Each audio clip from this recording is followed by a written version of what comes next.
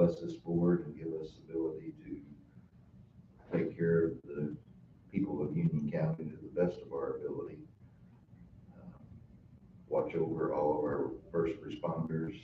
We appreciate them. Give us another great day tomorrow.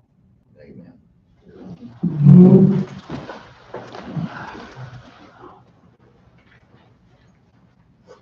I pledge allegiance to the flag of the United States of America and to the republic for which it stands, one nation, under God, indivisible, with liberty and justice for all.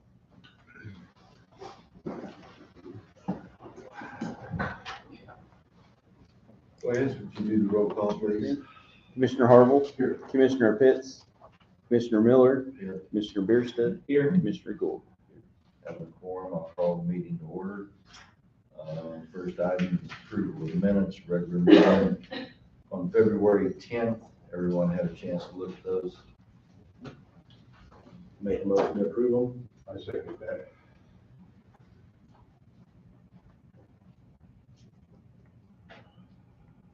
Commissioner Harville. Yes. Commissioner Miller. Yes. Commissioner Bierstadt. Yes. Commissioner Gould. Public comments. You got any public here besides who's supposed to be? Okay. You're late. Yes, sir. Committee reports. Well, we had our February 14th Valentine Edition board meeting of the Southern Five down there. And there's not a lot going on, but just to put this kind of on our radar that in the future, AJ Water Commission is going to be needing a water upgrade for obvious reasons. And it's going to be a bit of a dilemma because the way the federal law is written right now, we can't get any grants or anything from the federal government because marijuana technically is still illegal to them. So we're going to have to be, it's on the radar, but it's not there yet. And there was discussion a little bit with the executor down there about, we've been having reports of speeding. I know it's not in the county, but down here by the crosswalk, down here by the Jonesboro Grade School. And we're going to have to try to get that contained. There's a lot of people that's not obeying the posted limit when we're trying to get kids back and forth across that crosswalk. And so there was a discussion about that because it's a main thoroughfare between 55 and 57. And a lot of these people just aren't slowing down through there, and it's, it may be endangering our kids getting back and forth to school. So we're going to be looking at that a little bit closer in the future, try to get these people to slow down before something happens. So that's on the radar. So anyway, other than that, there's not a whole lot. Thank you. Anybody else?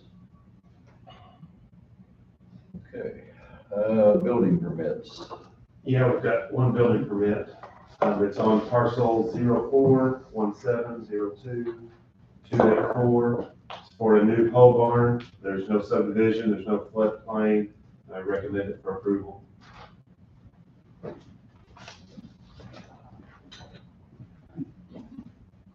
While we're looking at that, you got anything that you want to add as far as the highway department? Not a whole lot. Thankfully busy, hopefully winter's over. We can do some productive work instead of fighting the snow and ice. Well, I haven't heard any bad reports. That's everybody's been very proactive on what you're doing. So keep up the good work. Yeah, they've actually been putting a lot of whistles in, new whistles. That's really helping out a lot. Yeah, we just, a couple weeks ago, got our delivery of all our pipes, took bids on earlier in the winter. We got all them, so that's been our main focus. Mm-hmm. So yeah, we're getting quite a few of them. Some problem spots taken care of, for sure. Mm-hmm.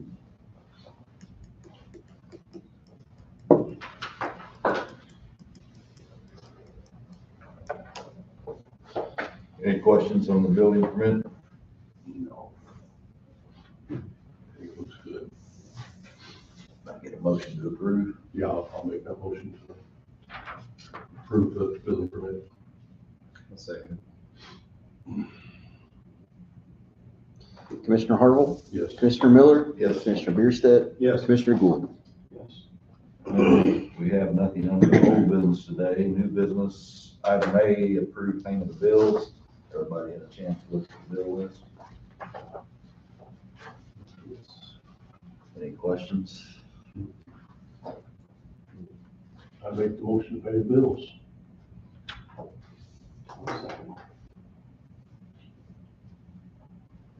Commissioner Harville, Yes. Commissioner Miller, Yes. Mr. Bierstadt. Yes. Commissioner Gould. Yes.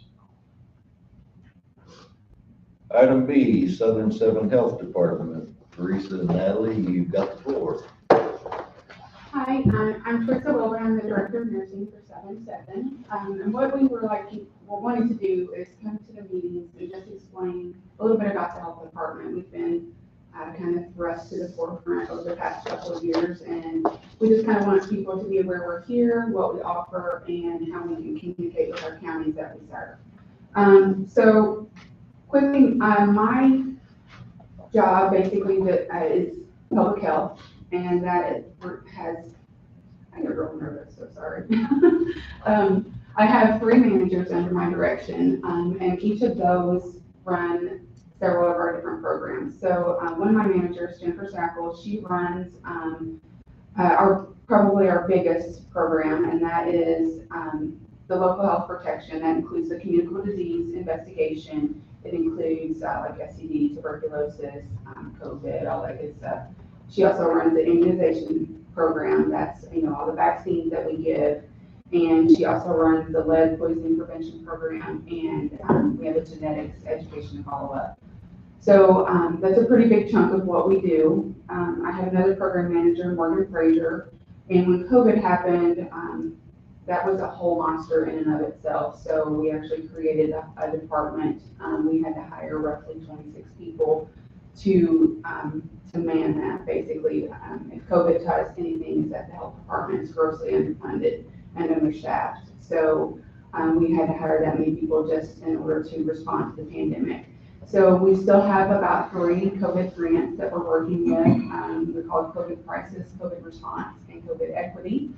So each of those give us the opportunity to educate, inform, outreach, and vaccinate people for COVID. Then another program that I have is the Wellness on Wheels, and you may have seen our bus come around to the communities. We try to go once a week. We do have the 7 counties to cover, so we might not be here as often as what you would like, but we can try to hit, especially those smaller communities that may be a little harder for them to get to a doctor's office or to get these kinds of services that we offer. And we are able to offer almost everything that we would offer in a clinic on the Wellness on Wheels bus. So that's a new thing. And then another thing that you may be familiar with that is kind of under my direction is our maternal child health programs, and that includes our WIC, family case management, high-risk infant follow-up, and our HealthWorks of Illinois program. So you may not know what HealthWorks is. Basically, it's a program that we have a social worker that helps foster parents get the care that the foster children need, and make sure they get their regular checkups, dental checkups, eye checkups, that kind of thing. High-risk infant follow-up provides the services to infants that were in the NICU due to various reasons, and we just follow them for 24 months. And we also have family case management, which assists those income-eligible pregnant women and infants to get those healthcare services again. And then, of course, the WIC is the supplemental nutrition program. I encourage you to, if you have anybody that's in your family, friends, that's newly pregnant, has small children, the threshold for qualifying for WIC is quite high. I don't remember the numbers off the top of my head, but it doesn't hurt to ask to see if you qualify, because that's a great program. And we're trying to build up our caseload for that, because it's kind of gone down since COVID. We weren't seeing people in the clinics, but we are again now. So we're trying to build that program back up. So I know that was a lot. Any questions for me? Are you still 26 people you hired, or are they still on the payroll? No, we don't have near 26 people. We still have about 6. Well, I assume so. Yeah, we don't have to do the contact tracing like we once did. We're mainly working with the congregate facilities, nursing homes, congregate living facilities, prisons, and that kind of thing. Very good. My name is Natalie Sawyer, and I am the Health Education Director for Southern 7. And pretty much as you can guess, just from health education, it encompasses a lot. So we have about 7 to 10 different programs because some of them are focused on the same topics. But we do cover health and nutrition. We have a catch program that we do in the majority of our schools in Southern 7. And so we do cover a lot of the schools in Union County. That allows us to go in and do presentations to the classrooms as a teacher or the school request, whether it's hygiene, which, I joke and say that we get a lot of those requests for 5th graders and up, especially around the springtime. The teachers are like ready to get some hygiene lessons. So we go in there, we do those, we do good character education type classes, whatever that school needs, we try to follow up with that request. We also have a teen pregnancy grant that covers Union County. So for right now, we are in Dongola next week. We will be doing Shawnee soon. And sometimes we do Lit Creek as well as for sexual health education, the teen pregnancy prevention. As far as like rates, because at the last commissioners meeting, we talked about the teen pregnancy rates for each county. And so I looked at the most recent data, which was from 2020. And as far as the state of Illinois, it's a 4.1 as far as the teen pregnancy rates. And that means that any woman that's 19 years and younger. And for the Union County rates, it's 6.6. So when we look at all of this data and the rates, when it's time to write another grant, whether it's involving teen pregnancy or anything else, these are the things we look at, and this is how we're able to get some more money down to Southern Illinois to assist. So those are your rates for Union County. Like I said, that was 2020, so not sure when the next set of data will be released, but that's the most recent. We also work with Rural Health on the opioid grant, so we do that type of substance misuse, try to partner and help do tasks that they need us to do. We have a tobacco prevention program. You'll hear more about that because our goal this year is to focus a lot on policy work. And as you also know, most or all know that the vaping issue has been rising more and more each year. And so a lot of our schools are struggling with that. And so we can also assist giving them a free program called Catch My Breath, which teaches them some things that they need to know as far as like a school, the staff, and also the students. So we go out to the school sometimes and we're able to do it. And if not, we're able to show them the resources so they can do that for themselves. But in a nutshell, that's what we offer. Anything in the community, outreach events, you name it, even things with seniors. We try to do chronic disease and diabetes workshops that are for free to address that issue, because that's another big thing that we have in Southern Illinois, of course, is chronic disease and cancer prevention, things of that nature. So we have about 5 health educators right now. We do have 5. We have 1 open position. 2 of the health educators are in the Union County office because we have a lot more to cover as far as Union County and MASSAC. So that's pretty much the whole summary of that. Any questions for me? Very good. Okay. Appreciate it, guys. Thank you for having us. Thank you. Glad you guys keep coming and giving us updates. Okay.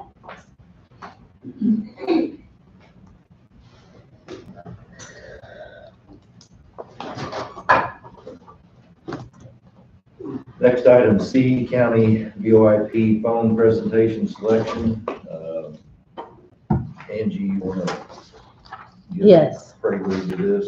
So if you look in your packet, one of the first things you're going to see is a spreadsheet like this that's kind of like a summary of the bids that we received. We received 6 different companies bid on our VoIP phone system. Basically, that's an internet phone system instead of an analog phone. If you're not aware about, I'm going to say about a year ago, but time is really, I don't know, maybe been longer than that. Our current phone system, my telephone, stopped being supported. So we have no support for our current phones. We can't get new phones. If they break, we can't get them fixed. there is no support. So we needed to get a new phone system. So we bid it out. We got these 6 bids. I put them together in the spreadsheet for you based off of one-time costs. So the first 3 columns there you have the one-time cost. That's mostly for the cost of the phones. And then the third column is the monthly cost that will be ongoing. And so over to the far right, I did basically a 5-year analysis. So over 5 years, what would each of these bids approximately cost us? So those are the amounts that you have. As you can see, our current IT provider, Mayor Networks, was the lowest bid that we received, and significantly lower than the others. So I've asked them to come today and present their bid to you guys, so that way, because I'm not a phone expert, so that way if you guys have any questions for them or any office holders have questions for them or anything like that, you can ask now instead of coming to me later, because I'm not going to have the specific technical answer with regards to the phones. So are you okay with James going ahead and presenting his? Yeah, and I might add to these bids, I don't remember exactly which one. I mean, there's one from New York, I think, maybe, and one from Texas, Chicago. I think. I mean, scattered all over Hell's Half Acre, so, anyway. Besides for Mayor Networks, the closest bid that we received was from a company out of Sparta. And so that was the next closest one, and the rest of them were further away, but How about it, James? Okay. So we are talking about a voice over IP phone system, okay? So it does rely on the internet in order to be used. Obviously, if internet goes out, you lose your phones. However, unlike most voice over IP phone systems, we actually have an app for everybody's cell phones. Not only does that mean that, let's say if the internet does go down, everybody can pull out their cell phone and use the app on their phone as their extension on their desk, right off of Verizon or AT&T or whatever. Gives you all that nice failover, but it also means that anybody that's out and about somewhere is still attached to the phone system. So let's say, ambulance is out driving around and somebody needs to call their extension, you can still reach him by his extension. It's just gonna ring the app on his cell phone. And if he makes a call, it's still gonna come out as the ambulance service. It's not gonna come out from his cell phone, it'll come out as the ambulance service, as their phone number, for instance. So And that's only if the power's out? Is that- that's if like we lose power, internet, whatever the case may be. Phone system itself, since it's still hosted, is completely still running and available, okay? And having the app is just that backup, or that, let's call it an extension of your, extension, right? You're being able to be mobile with it, right? So, but it's a good fail safe just in case something happens, okay? Do they have to forward that to their cell phone? No. For that just automatically? It's automatically there and it's done. So what we do is obviously we program each one of the phones with everybody's extensions, right? So they'll get an email, and in that email, they can open it with their phone and they'll download the app. The app will automatically configure itself based on their extension. So, and they don't even really need to keep the app up and running. It sits in the background in case it gets used. So, works out, in incredible handy. Let's just put it that way. So I think the biggest factor is the failover to something else in case something happens. So, this is probably why we're deploying it in a lot of places, is simply because, let's say if a May 8th storm happens again or something like that, where everything has now been destroyed, emergency services can still function. It's that simple. So we have been going through, and I'll give you a little bit of a history too of some things that we're doing. Regardless of what vendor you guys ended up picking, we're actually in the process right now of upgrading the network. I don't know if you guys have even noticed, we've been doing it after hours and on holidays and things like that. But with the whole core of the network, we're actually raising to 10 gigs per second to ensure that we've got plenty of internal speed and bandwidth to take care of any phone system that were to come in. So I think we're almost done with that. Within the next couple of weeks, we'll be complete. So this phone system is a type of phone system that you do not have to rip and replace. There's no physical hardware here.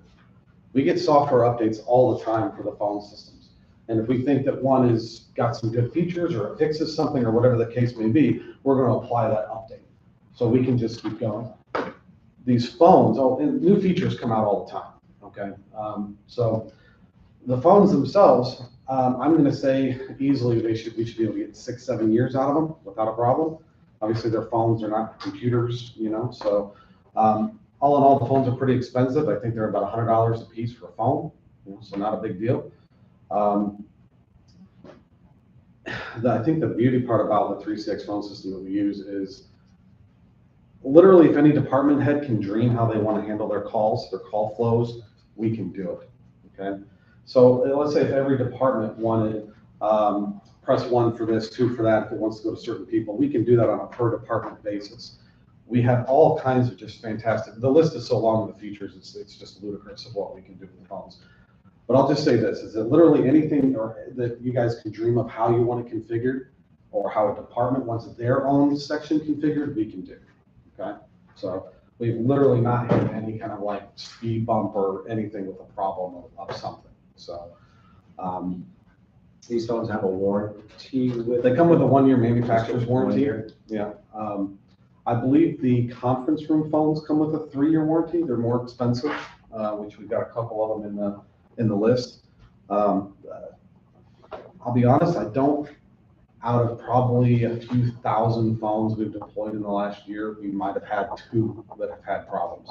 It's incredibly rare for us to have to call warranty on one. So they seem to work really well. And the phone that we chose has already got some pretty nice features. It's not the cheapest, it's not the most expensive. It's a good middle of the road phone that has some additional features and things like that, that people would want. So I think it's a good phone. We haven't had any issues with them for quite a while. So with the phone service, or phone system also comes the phone service. So Frontier, any other phone providers are going to be gone at this point. Okay, so one thing that I think is going to be a change for you guys is that all local and long distance is completely included, and toll free. I don't think we use any toll free here, but if you wanted to start using a toll free for something, even that inbound is free. Okay, so all of it's included in the monthly price. The only time that you're going to have additional charges from us is if you start dialing international, and it have to equal more than 20% of your monthly call volume, which is probably never going to happen. So in all reality, you're never going to get any international calls either. With us, we actually disable all international calling unless you tell us to turn it on, and to which countries we're supposed to turn it on for. Okay, so just something to keep in mind. We're not going to have anybody abusing the phone system and doing something silly with it. So, let's see. We do have, like for instance, we've got some other hardware in here that are called ATA devices for like the elevator, so the call boxes still work, things like that, continue to function as normal. And that was an issue in our facility when we switched over from analog to internet, was trying to get the elevator phone to be compliant.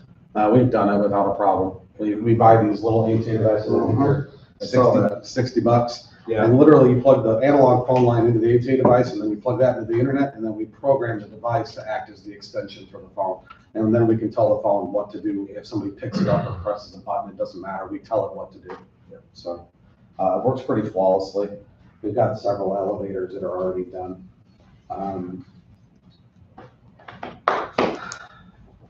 Apologize, I'm like halfway there today. So we do have some cordless phones on here.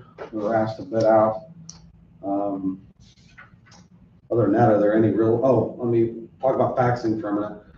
So right now we have some departments that are using electronic faxing and some that are not using electronic, some are using analog.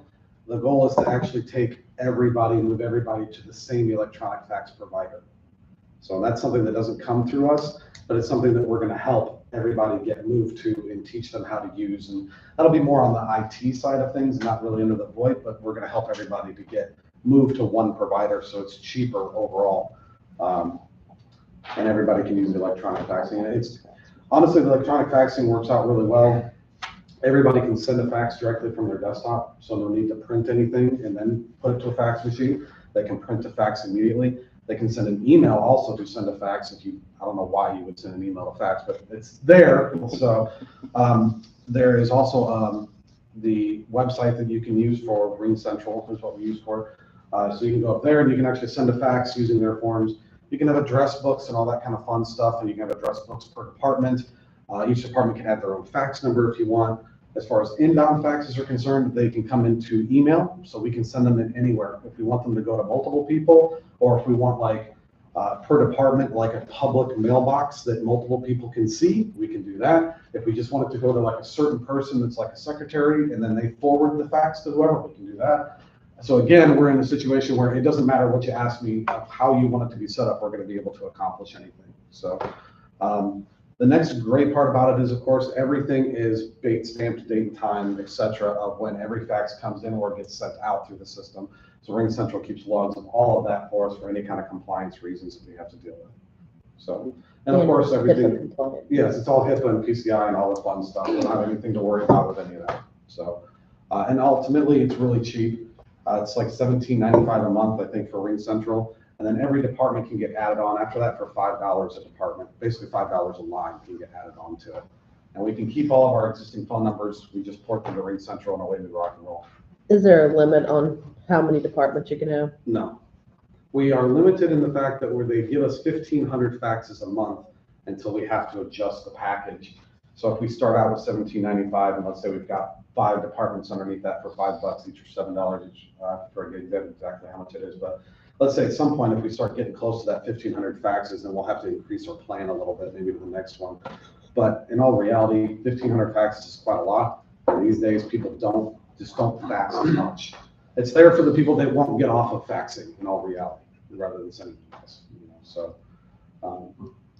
if we have to adjust packages and whatnot, it'll be fine. Either way, compared to what we're spending already just on faxing alone with paper, with time, toner, the analog line charges, no matter what, we're going to save money at the end of the day. It really doesn't matter if we have to bump up the package a little bit. Ultimately, we're saving money. So, on a side step to all of this VoIP stuff, one thing I wanted to let you guys know of, we are working right now on an idea that we're going to present to ambulance. I know Angie knows about this, of dropping the Clearwave line over there and having them run off of a wireless shot from this building to that building, which will alleviate the need for that Clearwave bill. So I think that's what, $400 or $500 a month. Yes. So ultimately, just that one change right there pays for half of the entire phone system for a year. So we're getting rid of one cost, shifting the money. And we've also talked about shooting it over to the highway department, and their internet bill is several $100s. Right. So ultimately, just with these 2 changes, we'll get close to paying for, honestly, the whole VoIP bill every month. We'll get close. So How long is your contract? I have it for 3 years right now. Because we're doing all of so in the VoIP agreement, we're doing all the setup for free. We're doing all the training for free. There's no upfront costs except for you guys purchasing the hardware. And by you guys purchasing the hardware, that let me bring the monthly price down. We have some clients that want us to provide the hardware for free because they don't want any upfront costs, and then the monthly goes up. Since you guys are buying all the equipment, I can bring it back down. So it's that simple. But we're doing all the free install, all of the training. We coordinate everything. We port all the phone numbers, and then, as I said, we're going to do all the faxing with RingCentral and everything like that as well. So we're going to get everything set up and moved and changed. Right now, our timetable is, I'd say we are probably 2 months away at least before we could start. So we have about 7 VoIP projects going on right now. Once you start, how long will it be? I would say no more than 2 months. The biggest delay, honestly, is the telco providers, because when we go to port the phone numbers, they take the longest. So typically with us, the whole process works where we receive for the money, the payment for all the equipment, we get everything in. That normally only takes a couple of days. Even if it's 500 phones, we can get them very quickly. We start configuring the phone system, and we start putting down the phones while we're waiting for the telco to start to port the numbers. For instance, Frontier can take 2 months by themselves just to port. If we're using Clearwave and we're porting numbers, they're about 3 weeks, 2 to 3 weeks. So it all depends on the telco where we're getting all the phone numbers from.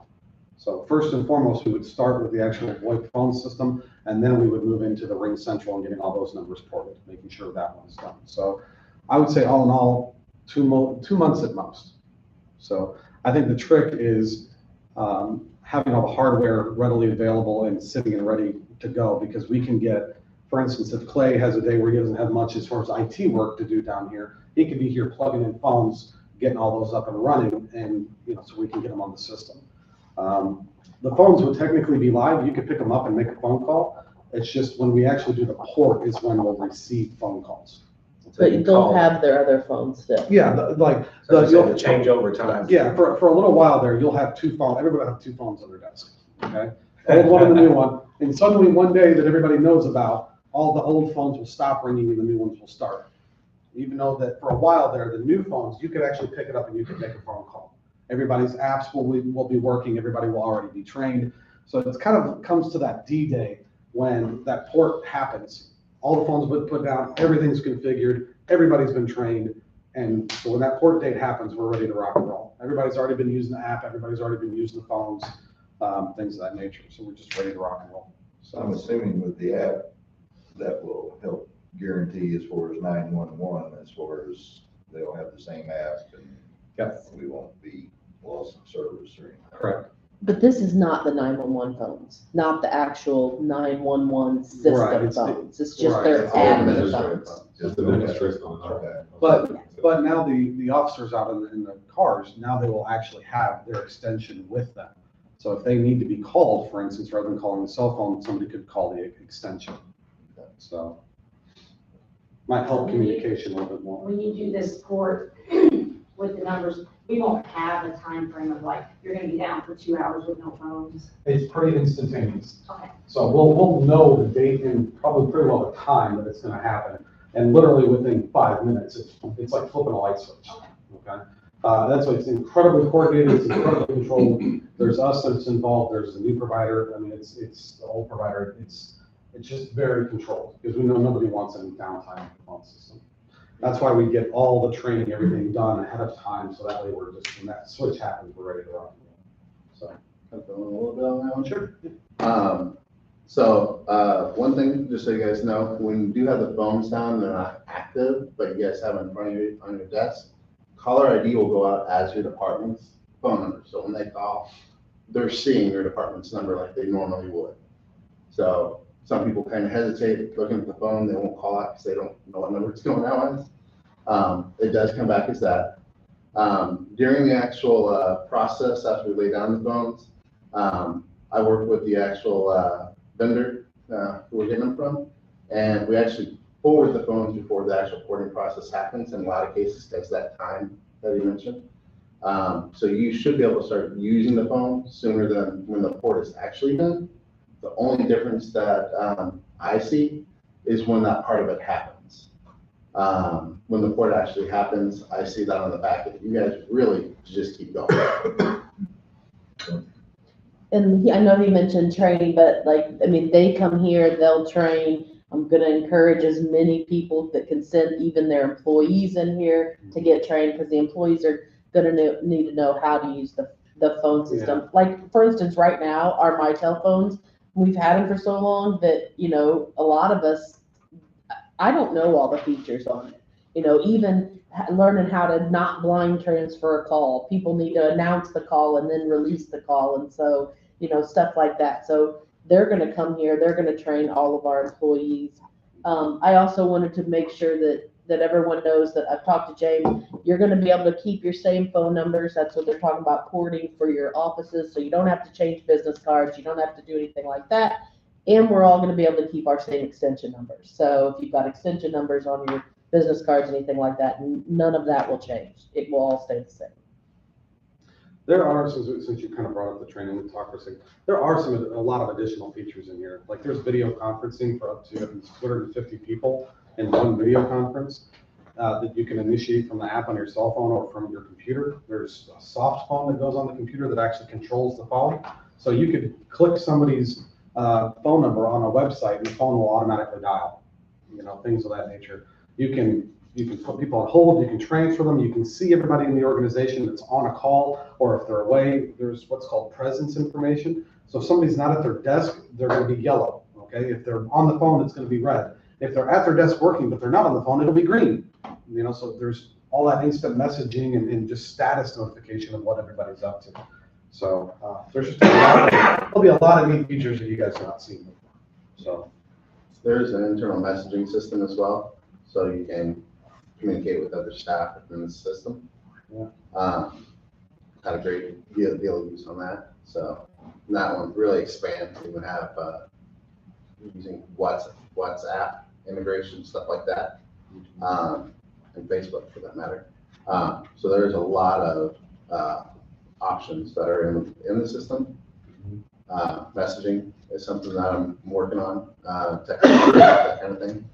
So There is also as well, luckily for us, we host the website and we maintain it, right? But there is website integration with 3CX. So if somebody comes to your website, let's say they want to chat with a certain department, if you want to turn this on, somebody can go to the website, maybe they're on a certain department's page, a little chat box can be there, and they can start typing, and then it will instant message whoever we select it to in that department, so they can have a chat conversation with people on the website. The Some other people thing that like makes, it, some don't, so.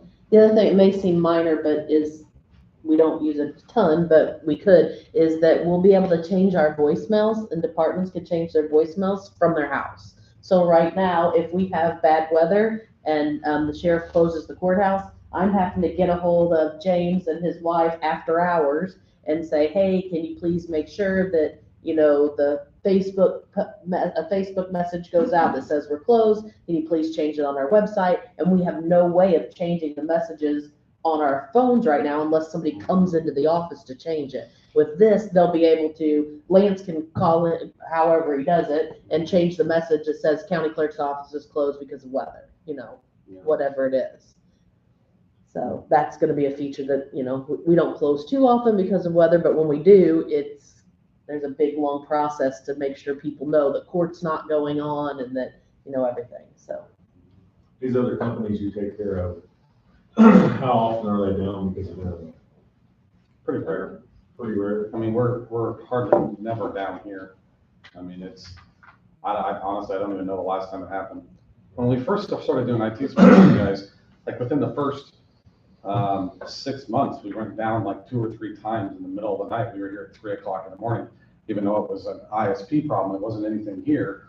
But honestly, I can't even remember the last time we've had internet failure. And we're also gonna have rollover. Oh, yes, of course. Like, if we have the main internet for the county, but Lance has a different internet for elections that is like rollover safe because it's elections. And actually, Brian, I think you've gotten permission, this has been a long time ago, from them to use that internet as a rollover. So if, in case our internet did go down, which doesn't really happen. The only issue with that is that still both of those internet streams are from Clearwave. Yeah. So it's like, well, if we lose one, we probably lost the other, you know, so. Well, this is my concern. So 5500, which is our administration line. 911, of course, is on a different system. So we'll still be able to get those phone calls.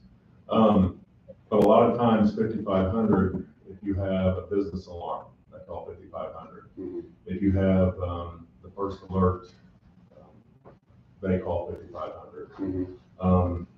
If you have a transfer from another county, 911 call, you can call 5500. And that's my concerns with that. If it does go down, we won't be able to get That's where the those app things. on cell phones is the Yeah, best. but you're gonna be getting that to a dispatcher, and my dispatcher, how is he gonna get that 5500 call? Because, so let's say if somebody calls 5500, okay? Already, we're gonna have some sort of a group of extensions set up to answer that call, right? Your dispatchers. So let's say there's 4 dispatchers there with their extension numbers, okay? So let's say the main internet goes down. Those dispatchers literally can just fire up the app on their phone. The app still acts as their exact same extension. 5500 just came back to life again immediately. No setting changes, no configuration changes. It's just immediately there on the cell phone using the app. And they can answer it all day long as if nothing even happened. That's the great part of the system, is that fail safe, that is there no matter what. Angie, on that, because the dispatchers do not have work cell phones, correct? No, And so I'm just trying to figure out how we would do that. Are we gonna have a cell phone down there just for dispatch or something like that? I think we would almost have Because to we do couldn't something. force them to put it on there. personal cell phone. No, I mean, we could just have one phone Yeah, that just that's what I stays down there that has the Yeah. 5500 on. That's not a My problem. problem, you want to do at least two, considering an emergency. Yeah. I mean, there Yeah, are they can get emergency two numbers, calls probably a at lot a more time, during so. something like that. If we're down into larger outage, I would definitely send them one too. It's completely up to you guys. I mean, it just depends on how much you want to spend for a what if that's probably never going to happen. Well, I agree, but I think that would be a good idea. I agree with him. I think there should be at least two. They're about $50 a month per phone. So, That's fine. I mean, I'd rather do that than be sorry. We've already saved money. Might be me calling for the second one, so. well, I mean, emergencies are gonna call Already, 911. Yeah. Like most emergencies are gonna call 911. So You this think- has nothing to do with You- 911. You think, but I can tell you, there are a lot of people call 5500 still. Because we don't want to call, so many people don't want to call 911 because that's only for emergency. Even though I'm having a heart attack, I'm still calling 5500. You're not the only Yeah, people no, who do that. he's exactly right. I did it for 5 years. There's a lot of calls that come over that line that shouldn't have. And a lot of 911s that shouldn't have been on the Exactly. 51. You know, what we could do if we wanted to, maybe it's not countywide, but maybe it's your department. We could get another internet service provider down there as a failover line. Something cheap, inexpensive, that we know that just as a backup line in case we have to use it. You know, it could be like a MediaCom, like what cable provider do we have down here? I forget, it's not Media- Sparklight. Huh? Sparklight. Well, Yeah, it's Cambridge, yeah. Okay. Sparklight. Yeah, but Sparklight They're is all clearly, over. it's all the same thing. So we need somebody on a totally different network. But if there's another internet service provider down here we can use, it's something that costs $50 a month. We can program your environment downstairs where it automatically flips to that internet if something were to happen to Clearlink as well. Something that we know that, hey, okay, everybody stop downloading or stop doing what they're doing. We got to make sure our phones are working and everything because we flipped over, you know, things of that nature. But something that would be inexpensive and an automatic flip as opposed to cell phones. We could do that. And if we're talking about saving money on highway and ambulance right now on internet, then we could take some of that money and put it towards a secondary internet for downstairs. So there's options, let's just put it that way. How long is this quote good for on this? In all reality, forever. I'm not going to really change it. I mean, I was just asking because on the last page, the expiration date was actually the February 22nd. this quote has morphed in for the last 2 years. So it's been kind of like this ongoing rolling, changing, maybe this, maybe that kind of thing. And then an RFP comes out. So I just kind of kept the same one and modifying it along the way as we've been going. So So it'd be good then. don't worry about it. I'm just asking for the taxpayer. Oh, yeah, don't worry. It's going to be fine. Don't worry about We're it. gonna hope. Okay. So, I have Carrie on speakerphone. She is out of town traveling. She has a few questions. Shoot. Hi, can everybody hear me? Yes, ma'am. Hi, James, how are you? No complaints. Hanging in there. Good. So I have a couple questions. My office has a different internet connection with probation. So is the cost that you quoted, does that include implementing this VoIP system in my office using a separate internet connection? Well, she's part of the whole phone system, right? So, yeah, I mean, this affects everybody for down here. Your internet connection doesn't change anything. So you can, your internet still goes through probation, everything is sorted. There's no effect on it whatsoever. Okay, and then you mentioned, there's another question about phone trees. So are we adopting as a county having a main county phone line and then people would like press 1 to circuit clerk's office and then I'd have an internal phone tree? Or are we still using, when somebody Googles Union County Circuit Clerk, it'll come up with my unique telephone number that they dial into? You can have both. So if somebody were to dial your number directly, it could go straight to your phone tree. If somebody dials Union County's phone number, then maybe it's a bigger phone tree that encompasses all of the departments at once. So every department can still have their own line. On this note that, hey, Carrie, it's Lance. On this note, when you Google Union County Courthouse, Union County Clerk's number pops up. So we answer And I'm not, but we answer half of the calls that should be to somewhere else at least. Right. So yes, I would love to have some type of, even for my line, if that's what we'll do, set up something like that, because yes, we answer a lot of calls that aren't for our office, so. As I said, any Yeah. way that you guys want it configured, we can handle it. Perfect. Don't worry I'm about it. happy with that, so that's great. Okay, and then you also mentioned that, you did an audit. I mean, obviously you must have come and audited our current phone system, right? Yeah. Okay, so when you did that, you mentioned all these fantastic features. They're very Hollywood, and I appreciate them. Are there some features that exist on this new system, that don't, are there features on our current system that don't exist on the new system? No. We No. beat the feature list probably 5-1 as far as the new system versus the old. Okay, and then you also mentioned a couple times that you can turn on and off features, is that right? We can, yes, if you don't want certain departments to have to use certain things. Like if you don't want somebody in your department to use video conferencing, or if you don't want them to use instant messaging, we can turn it off. Okay, and what if I didn't, okay, so I guess one of the things that was brought to my attention during your audit of the current phone system was that right now there's a feature called intercom that exists on the phone system that was well before my existence, obviously. And apparently it's a unique code identifier that allows somebody to hit a code and then basically intercom into anyone's extension, basically without warning. Does that exist on the new system? The functionality is there. We can disable it, we can limit it. Intercom itself, as that goes, we can completely disable and not have it on at all for anybody. If a department would like it, and only certain people have it within that department, we can allow that as well, without affecting another department. This would be a good time to bring up a point we actually haven't touched upon. This being a VoIP system, everything is logged, okay? You get two people that join a call together, it's gonna be in the logs. You get somebody that joins, quietly, let's call it, or barges into somebody else, or starts to listen in on somebody's phone, we're gonna know it. It's gonna be there. Every interaction with the whole phone system is logged. So if somebody gets the suspicion of, hey, I think somebody started an intercom to my phone and has been listening to me during my meeting, we're gonna be able to go to the logs and say, yes, in fact, this person from this phone did this and yes, they were on the call, or they started the call. That begs the question for me, and I think this is a larger discussion, it probably doesn't include, the Mayor Network organization, but if you're saying to me that this intercom system on your new VoIP system is logged, which is wonderful, then it begs the question, is it not logged on the current system? We have never gotten into talking with the previous Frontier administrator on that. So I couldn't tell you how much detail is available on the current system. However, it's unsupported. We wouldn't be able to talk to anybody to answer that question.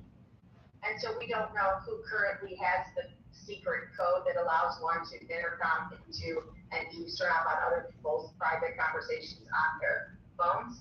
On the current system, that'd be correct. Is it because it's analog? Okay. It's I would like to publicly state that I am very uncomfortable with the fact that that exists now. But not only that it exists currently on our phone system and has never been monitored nor given the information given to sitting public officials, that capability exists in the courthouse. But secondarily, that we're going to adopt another phone system that has that capability. And although it can be turned off, the person that controls the ability to turn off that feature is one person.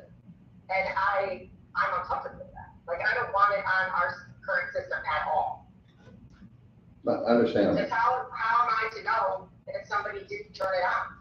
Well, first off, your phone would actually light up if somebody started a conference or like an intercom call with you. It will light up. You will see that the phone is now been, let's call it, activated. Does it have an alert system that alerts you, like something that says somebody wants to join? Yeah, I mean, so first off, there's two things that are going to happen. The phone itself is gonna change its status. You're gonna see it, the lights on it are gonna change, just simply by now being off the hook technically, right? And also at the same time, if you're using the software that goes on the computer, it's going to pop up saying, like an intercom message has just started. So you're gonna be alerted to it happening if somebody decides to do it. So do I have the capability to turn off the software on my computers in my office? Yes. Okay, so my office can't have that software because we're agents of the Supreme Court. So anything that happens on my computer, I can't have a voice operated phone system tracking.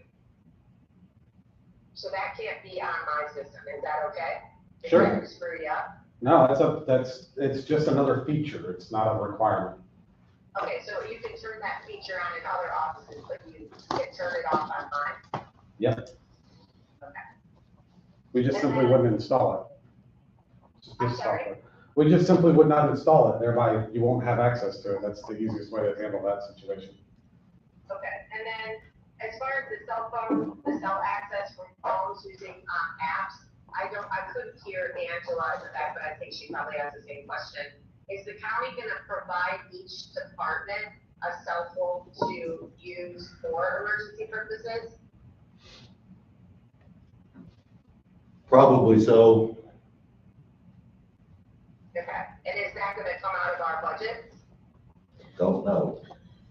Cell phones don't come out of your budgets, but, cell phones I know they don't now. come out of the but I'm communications saying that budget. we're gonna- Cause I would think there might be a significant HR issue if I require my staff members to use their personal phones. Oh, no, you would, the app is an optional Yeah. thing. That's the only thing is my suggestion would not be to buy a phone for every department because it's not required. So, I mean, you don't have to have the app on your phone. It's just if you want to have the app on your phone. Okay, we don't see a lot of internet outage in my department. So I'm not foreseeing that we would have an extraordinary amount of internet outage for phones. No, and I mean, even right now, occasionally our phone system goes down and we deal with it. So it's not that we've never had phones. We've went an entire day without a phone. Yeah, Those are okay. the best days. This is one of the best days. I think the people that might benefit from that would be something like redeploy those that have traveling involved in their Yes. task, and they probably already have a county provided phone. They do. So that would be a better option for a lot of those staff. Outside of that group, administrative, department heads may want it for emergency situations, and it does not have to be installed in advance. You just need to be aware of how to do it, and that's available to you at any time. Okay, so if I'm understanding you correctly, these unique features can be tailored to each telephone number. Yes, Okay, so you doing it for the whole county doesn't necessarily mean it has to happen for the treasurer's office or the state's attorney's office or my office. correct. Again, we can customize anything, literally anything. Okay. So you should, but when you say customized, it's not a general customization, it's unique to. Right, it could be, customizations can be done by department for the entire place, per person, per group of people. I mean, again, any way that you can dream of what you wanted to do or not do, we're gonna be able to handle it. Okay, and there's no increased cost based on how many, unique features we do or do not want? Nope, everything is there, available for everybody who wants to use it, is up to them. Okay, and then as office holders like Lance and I, we would be in sole control of changing anything on our phone systems, correct? We would prefer it that way, yes. Okay. All right, as long as there's controls in place, then I will be completely comfortable with that. We're glad. That was more than two questions. Who was that? I couldn't hear. Max. Is that me? Max. Max, I'm sorry, I'm not there and I can't read the room. I'm just messing with you. I'm done now. Doubt that. Thank you. I will say we should stop talking about all this internet going down business before something happens. Yeah. We have to go to work, okay, so. Any other questions you guys? So I've got a couple questions. Shoot. So with the fax system, will we still be able to have some sort of scanner or hardware push through for that? Because I know with our crew, we don't have a computer that's set up with a scanner for them to do their faxing. Those like, any of the departments have a big multifunction machines. Yes. So instead of going into it now to fax something, you would go to scan something.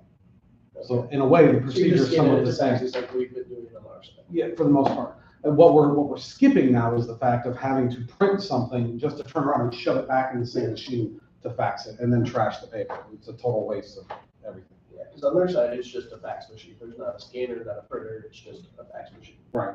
So So, if we just needed to hook up a scanner there, it would automatically input it to the, yeah, no matter what, if you've got a multifunction or if we have to buy a scanner, then we'll get an inexpensive scanner and that's it. okay. So either way, I think that the long-term cost savings, even if we had to buy a $500 scanner, we're gonna still be saving money in the long haul, so. All right, and then as far as, you talked about the system going down, you get a call forwarding to that. Mhm. Can you go ahead and forward the calls without the internet being down? So technically, your cell phone and your desk phone are the same extension at all times. So let's say if you've got the app running, okay, and it's in your pocket, and let's say somebody calls your extension, your cell phone's gonna ring at the same time your desk phone's ringing. Okay. They're literally duplicated. So if the desk phone, because the internet just stops working, same thing, it's always still happening here. It's all simultaneous, it's the same extension. So there's no forwarding involved, it's both are ringing simultaneously. It'd just be the same like if you had 10 phones sitting on this desk, all with the same extension. If I call that extension, all 10 phones are gonna ring. I just ended up with something that had to be triggered for that to kick in. No, as long as you've got the app there, you know, and it runs in the background if you're not, you know, you're using it or whatever, but it will kick up and ring just like your desk phone would. So, Just keeps you from having to take the portable phone on the side of your hip and go outside and do something or check on something. yeah. We have some clients, for instance, that don't buy the portable phones, you know, the handheld ones. What's the point? You got your everybody's got their cell phone on them 24/7, right? So they just don't buy portables anymore, just unnecessary. So. Now, if you don't want to use the app for anybody, for that matter, there's an option that if you ring your mobile device as well. Yeah, we can call forward to a cell phone, but the nice thing about having the app is the fact that it is your extension. And if you make a phone call out, it will come from Union County Ambulance. But I mean, that just solves a problem that I've been coming across where people are calling and leaving a voicemail for an emergency call. So I can actually answer that call before it lost. Yeah, and we can do things like too, let's say, okay, and I'm just coming up with a wild, crazy idea here, but let's say nobody answers an ambulance for some reason. We can have that call fail over, you know, maybe to some other department or somebody else, or maybe even the sheriff's office, right, for it to fail over automatically to them, things of that nature. And they would be alerted just by what it says on the screen, on the phone or on the desktop app, that call actually came into ambulance and that you guys didn't answer. They would be made aware of that. Okay. So just by the caller ID that inbound the queue that was being used. And keep in mind with like rollovers and functionality as far as, let me give you an example of how I handle phone calls coming in my office. I have a dispatch team of made of 5 people, okay? 3 of them are first to answer phones. If any one of those 3 don't answer, it automatically then rings still those 3, but now it rings the other 2 guys as the secondaries of, hey, the first 3 didn't answer, they must be all on the phone. You know what I mean? So again, the call handling, we can handle it however we want to. So any other questions you have? The only other question is more about the hardware for the beaming, and because we're already using that beam to go across the street. Okay. Between us. I'm honestly expecting probably no more than $500 worth of equipment to make it happen. So, and then we just gotta get with maintenance, get on the roof and shoot the thing, get a Cat 5 cable to it, and we're ready to rock and roll. Because I know we're still waiting on equipment to repair the other one. Okay. The equipment we're gonna be using is very standard. We can buy it online and it's relatively inexpensive. Since your server's already here and you're logging in remotely to it, there's just no point in having a $500 a month internet bill when that same shop will do the same thing. So should work out just fine. Anybody else? Thank you, James. Anytime. Okay, having heard this presentation and so forth, and you have a list of the other people that submitted bids. Angie and I didn't feel like really that it was necessary to have some of these people like somebody from New York or whatever, video in or whatever they would do as far as making a presentation, we're looking at the prices. And I will add, I think I said it a while ago, Mayor is our IT company that we're under contract with. My personal opinion, first of all, looking at the price, knowing that we need to get this done, and the fact that they're here damn near every day doing something, to me only makes common sense that that's who we would go with. But that's just my opinion. So, you guys have anything to add to that? I would like to take a vote and move this along. If you've got any questions or concerns about it, speak up. If you don't like what I said, speak up. How long is this contract? 3 years. 3 years. Isn't that what you said? Yes. Yeah, 3-year contract. And typically, honestly, I for larger deployments, I put 5. We go through an awful lot of work to make this happen.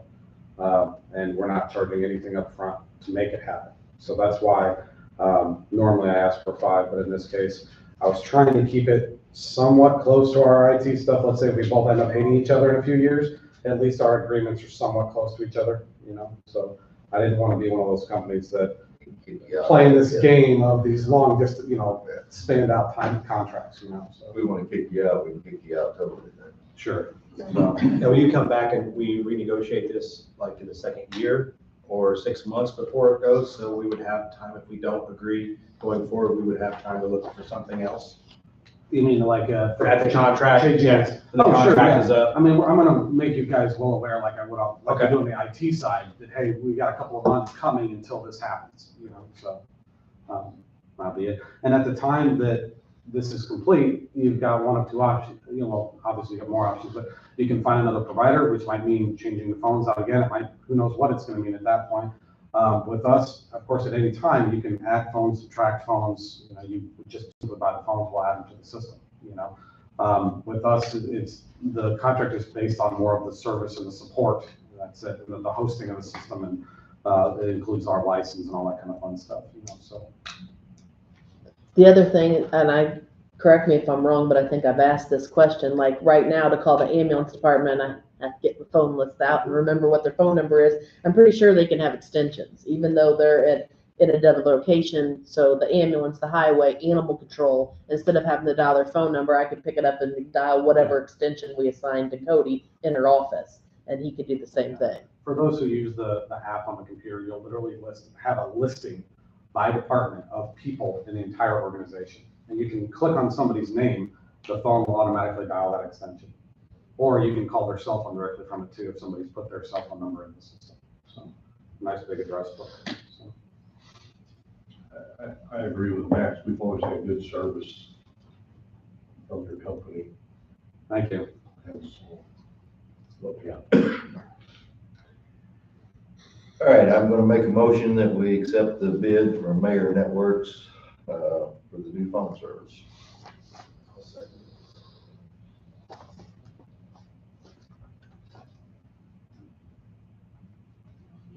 The minutes are reflecting, I've got the one-time cost, the monthly cost, and then the 5-year cost listed as part of your motion then. That's fine, yeah. All right, Commissioner Harville? Yes. Commissioner Miller? Yes. Commissioner Bierstadt? Yes. Commissioner Gould? Yes.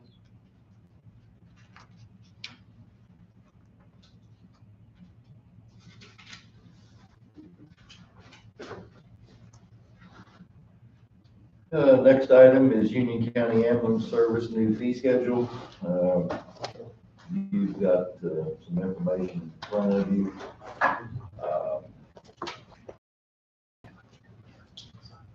On this, if I'm reading this right, last time we did a fee increase. Yes, so I gave you 3 things. The first thing that actually has the signature of it already is the last time we did the fee changes. It was in December of 21, effective 1/1 of 22. And then behind that, Cody provided us with the current Medicare rate, so that's what Medicare will pay right now. And if you look at it, some of them, I mean, our current fees are over on most of them, but some of them they're not. So you don't ever want your fee to be less than the Medicare rate, because then you're not getting reimbursed from Medicare what they're willing to reimburse. So then the third one, which is proposed that doesn't have the signatures on the bottom, is what Cody has come up with is his recommendation of what we should change our fee schedule to. Do you want to add anything, Cody? So basically, I have come up with these rates based on what the current Medicare rates are, and then also what the current county rates are within Illinois. Because obviously Medicare is federal, and we're dealing with the state of Illinois as well with DPA. So most of these rates have just gone up $50. Obviously, our mileage has gone up to be above the Medicare rate of $12.81. So now we're up to 13 a mile with this proposition. So it's just standard changes to deal with the changes in the economy. They're gonna pay what they're gonna pay. Yeah. They're gonna get you charged, so. Right, but then these rates would be even for non-Medicare, that we Right, would charge these. And like the reason that the mileage is going up also, I mean, you know, gas and the cost of everything has gone up. So right now, we're not even billing at what Medicare is willing to pay for mileage. Cody, what's the difference between BLS emergencies and the ALS emergencies? So that's basic life support versus advanced life support. So we are an advanced life support county. Okay. We do keep one BLS level ambulance, but at all the time, 24/7, we've got at least one ALS ambulance on. So that's our primary 911 responding vehicle. Okay. It's what kind of service they need. Certain things, if they get out, I don't know what it is, certain, I don't know if it's drugs or equipment, it has to be ALS, advanced. Yeah, cardiac monitoring, any of those. Okay. Advanced. Not all counties have that. Oh, okay. Okay.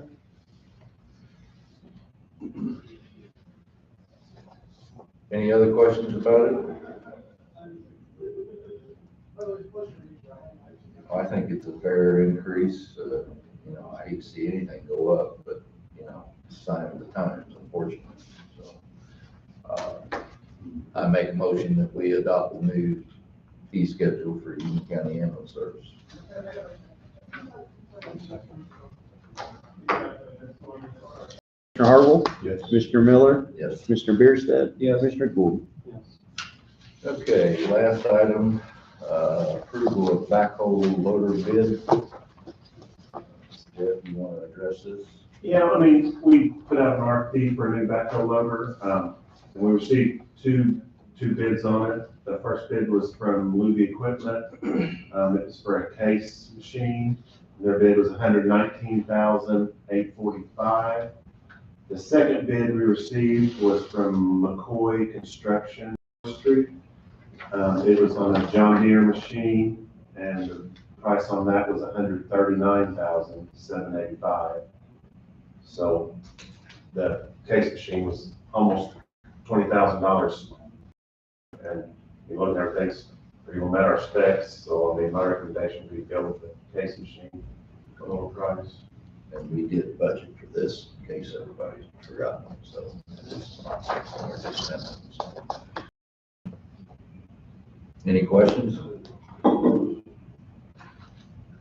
I guess that extended warranty really isn't a big deal because you gotta use so much, put so many hours on those.